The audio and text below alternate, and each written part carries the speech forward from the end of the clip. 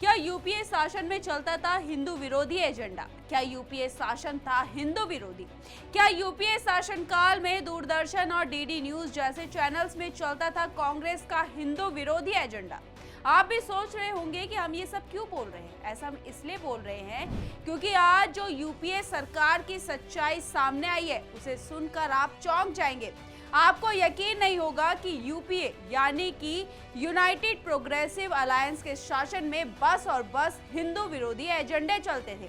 Social media पर इनकी तस्वीरें वायरल होने लगी है जिसमें पत्रकार धड़ल्ले से अपने साथ हुए घटना का जिक्र कर रहे हैं। क्या है पूरी खबर डिटेल में आपको बताएंगे, लेकिन उससे पहले आयन भारत को जरूर सब्सक्राइब कर लीजिए। नमस्कार, मैं मंजू रुधियाल और आप सभी का स्वागत है आयन भारत में। सबसे पहले हम बयान सुनते हैं डीडी न्यूज के पत्रकार और एंकर अशोक श्रीवास्तव का, जिन्होंने कहा था कि जब यूपीए की सरकार थी तब मुझे एक दिन आला अफसरों ने बुलाया। मैं अपनी पहचान के तौर पर कलावा बांध कर रखता हूँ। यूपीए सरकार के दौरान कहा गया कि आप जो कलावा पहनते हैं वो स्क्रीन पर नहीं दिखना चाहिए।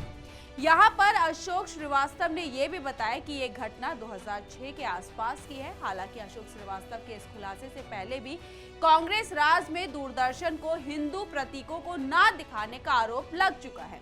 ऐसे ही आरोप लोक गायिका मालिनी अवस्थी ने भी लगाया था। एक शो में खुलासा करते हुए मालिनी अवस्थी ने कहा था कि उन्हें 2005 में दूरदर्शन पर एक धार्मिक भजन गाने से रोक दिया गया था क्योंकि इसमें कहा गया था कि भगवान राम का जन्म अयोध्या में हुआ था। उन्होंने ये भी कहा कि एक समय था जब मुझे दूरदर्शन के लिए गानों के लिए नियुक्त किया गया था। मैंने उन्हें भगवान राम के जन्म पर एक भजन गाने की पेशकश की थी। शुरू में वो इसके लिए सहमत हुए, लेकिन जब मैंने गाना शुरू किया तो इसमें एक श्लोक शामिल था जिसमें अयोध्या में भगवान राम के जन्म का उल्लेख था। अचानक वो आए और मुझे कहा कि यह ऑन एयर नहीं हो सकता, मुझे दूसरा भजन गाना पड़ेगा। क्यों? क्योंकि उसमें अयोध्या और भगवान राम का जिक्र था। इसके अलावा 2014 में जब प्रधानमंत्री नरेंद्र मोदी प्रधानमंत्री के उम्मीदवार थे तब दूरदर्शन ने उनके एक इंटरव्यू को काट छाट कर चलाया था। उस समय पूरे 56 मिनट का इंटरव्यू केवल 28 मिनट में बिना किसी को जानकारी दिए ऑन एयर किया गया। इंटरव्यू से जो हिस्सा काटा गया वहां मोदी ने प्रियंका गांधी और अहमद पटेल पर अपनी सॉफ्ट बातों को रखा था, लेकिन मोदी का ये कॉर्नर दिखाना शायद सरकार के नेतृत्व में दूरदर्शन को नामंजूर था। जबकि 2004 में कांग्रेस ने सत्ता में आते ही बड़ी संख्या में पत्रकारों को नौकरी से भी निकाला। दूरदर्शन से निकाले जाने वाले पत्रकार में दीपक चौरसिया भी थे। सभी जानते हैं कि राहुल गांधी लगातार अपनी रैलियों में ओबीसी का रट्टा लगाते रहते हैं। कभी वो कहते हैं कि देश चलाने वाले अधिकारियों में कोई पिछड़ा नहीं है, तो कभी वो कहते हैं कि मीडिया में कितने पत्रकार ओबीसी हैं। लेकिन जब उनके शासन में ओबीसी पत्रकार थे तब उन्होंने उनके साथ क्या किया ये राहुल गांधी कभी नहीं बताते, लेकिन इसका खुलासा खुद दीपक चौरसिया ने किया। एक शो में दीपक चौरसिया ने कहा था कि मैं बड़े दिल से एक बात कहना चाहता हूँ, आरक्षण पर कांग्रेस पार्टी ने जितना फेक नैरेटिव फैलाया है ऐसा कभी नहीं हुआ। मैं सच बोलूं तो आधे लोगों को पता ही नहीं होगा। मैंने राहुल गांधी का एक वीडियो देखा जिसमें वो ओबीसी पत्रकार ढूंढ रहे हैं। मैं हूं ना, मैं सामने बैठा हूं।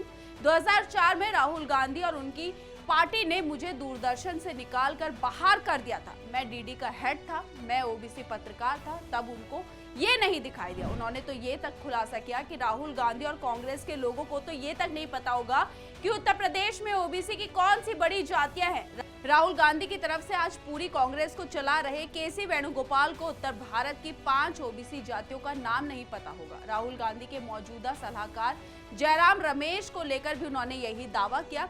अब आप खुद सोचिए और आप खुद ये जानिए कि जब लोकसभा चुनाव थे हर रैलियों में राहुल गांधी ने जातिवाद का मुद्दा जोर शोर से उठाया था, लेकिन जब उनका शासन था यानी 2014 से पहले तब राहुल गांधी और उनकी पार्टी ने क्या किया ये आज सभी के सामने है। यकीन नहीं होता तो आप सोशल मीडिया पर ऐसी कई वीडियोस दे सकते हैं जिसमें डीडी के एंकर जो वरिष्ठ एंकर थे उन्होंने खुलासा किया है कि जब वो एंकर थे उनके हाथ से कलावा निकाला गया, उन्हें भजन गाने की अनुमति नहीं दी गई, मतलब उन्हें ये दिखाने की अनुमति नहीं दी गई कि वो हिंदू हैं।